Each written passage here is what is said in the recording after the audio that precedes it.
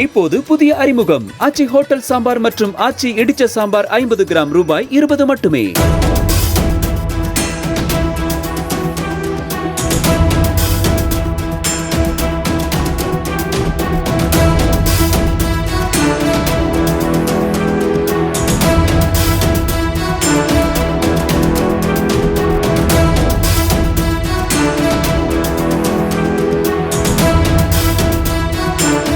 சென்னை புதுச்சேரி சாலையில் சாலை பணிக்காக சாலையோரம் வைக்கப்பட்டிருந்த மணல் மூட்டைகளின் மீது ஏறிய கார் கட்டுப்பாட்டை இழந்து பள்ளத்தில் விழுந்து மணல் மேட்டில் மோதி நின்ற விபத்தில் 2 பேர் உயிரிழந்தனர். புதுச்சேரியைச் சேர்ந்த செந்தில், சாமுவேல், சூர்யா மற்றும் பிரீத்தி ஆகிய நண்பர்கள் 4 கடந்த 25ஆம் தேதி சென்னை சென்றுவிட்டு திரும்பி புதுச்சேரி சென்றபோது வெண்ணாங்குப்பட்டு பகுதியில் விபத்து நிகழ்ந்தது.